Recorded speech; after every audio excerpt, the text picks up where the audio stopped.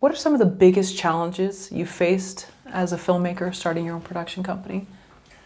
Let's see, starting my own production company. Well, I'll go back to this Book of Manning project because that was my first really big project I had working on it. So we did this film and I went and showed it to Archie and Olivia Manning. And as I'm showing it to them, Archie Manning's like taking down these notes. And I'm thinking like, oh man, like I thought the movie was pretty good, you know? And then the movie ended and Olivia was like, wow, Rory, like you did a wonderful job. And Archie's like, yeah, you did good, Cora, it was good. And then she's like, well, what were you writing? He's like, I was writing down all the parts I liked. So I was thinking like, we're good. So it comes time to hire the narrator for the project. And it's gonna be John Goodman, the actor John Goodman. Now, I had never hired a narrator before on my own. I've worked with narrators, but never through my production company.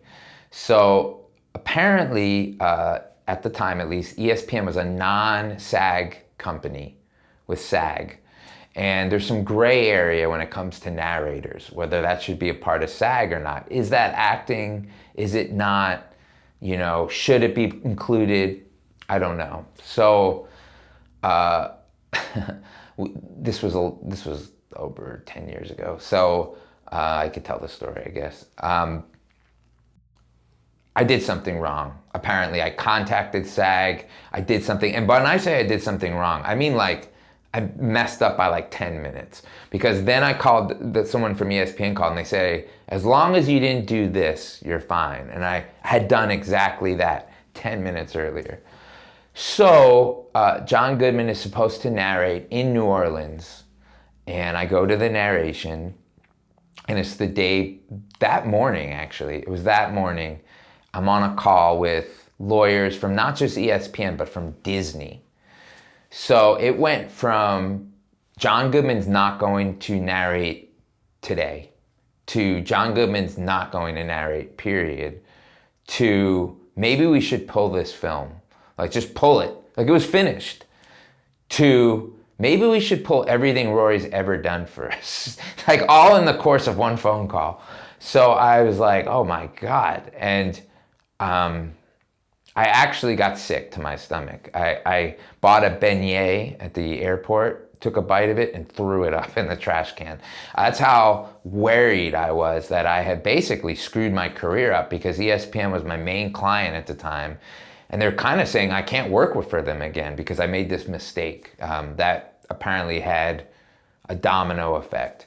So I went and called SAG myself when I landed, and I spoke to this guy who was very nonchalant about and kind of cavalier, kind of like, well, I'm gonna put out a memo saying that ESPN is a non-SAG friendly company. And I'm like, wait, what? Like, why would you do that? And he was telling me, and I said, look, I just kind of threw myself at his mercy. I said, like, I effed up, okay? That's what I told him. I effed up. It's my fault. I'm inexperienced. Please, is there anything you can do? Show mercy, whatever. And then he said, well, I'll think about it and I'll decide tomorrow morning. Well, in the meanwhile, I called John Goodman's manager and I said, like, is there anything he can do? He said, I'll talk to John about it. So I had this night of just not knowing what's gonna happen and just trying to come to realization that, you know, this is it. Might have to go beg for my job back somewhere at NASCAR. And the next day, my lawyer called me. He's like, hey, I don't know what happened or what you did, but SAG is gonna make an allowance on this project. They're gonna make an allowance. And I was like, really? Oh, wow. And I had to pay, I think, John Goodman an extra 25 grand of like residuals or something. At that point, I would have like given up like a finger. I mean, I was just so relieved. And then when I saw John Goodman the next week at the narration, like he walked in, I never met this guy before.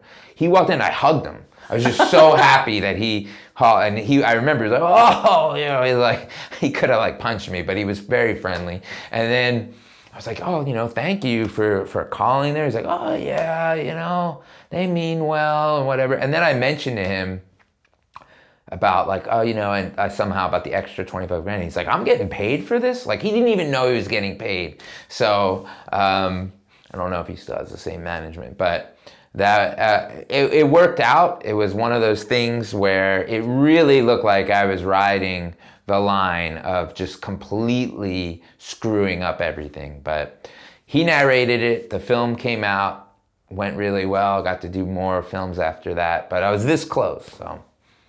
And something that I see that's sort of a pattern in some of the stories that I've heard either today or in previous interviews is how this roller coaster ride, I think you've talked about like not freaking out, which is a natural human response. Anybody would, but that this is maybe part of like your world can be devastated one day, but you don't know in a week from now, it may all work itself out. Yeah. Is that something you've become more comfortable with?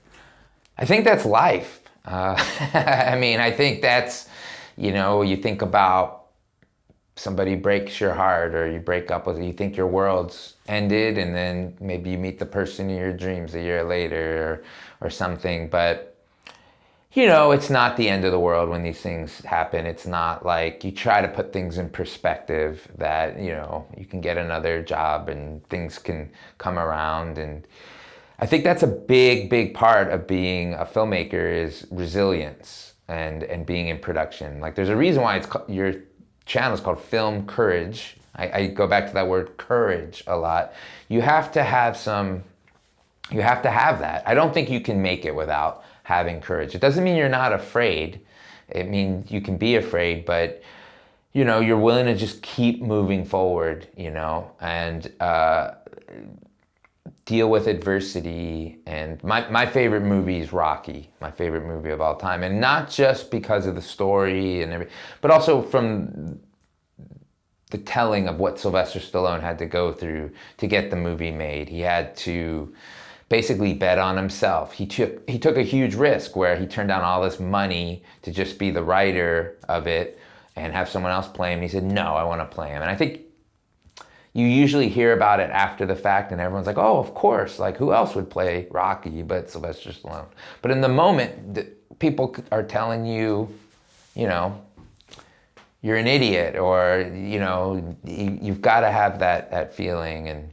And maybe I don't mean to go off topic too much, but in my feature movie, I had people tell me, I had a lawyer tell me, I might as well take money and flush it down the toilet. It's what he said about making a movie. And then I had my agent, my actual agent, that Christopher Nolan can't get a movie in theaters. What makes you think you can do this? And so you just have to have that mentality of, you know what, F you, I'm doing it. So, and that kind of belief in yourself and perseverance that through, because there's going to be crappy times and crappy things are going to happen to you and people are going to say mean things and things are going to be unfair and things are not going to work out, that, as long as the sun rises the next day and you're here to see it, there's hope. Does the word no invigorate you? It definitely doesn't invigorate me. I'd rather hear yes. But, someone did say you can hear, it's a cliche, you can hear 1,000 no's, you just need one yes. So it depends what it's coming from. But I mean, I'd much rather hear yes. I mean, no is still can be debilitating. But I just think people do respond to passion and hopefully sincerity. People can kind of tell, are you walking the walk? Are you just talking the talk? Are you really ready to like get in the trenches and get to it? So, so hopefully they see that, and maybe again, it's just no for now. Maybe just no for now. Try to look at it that way.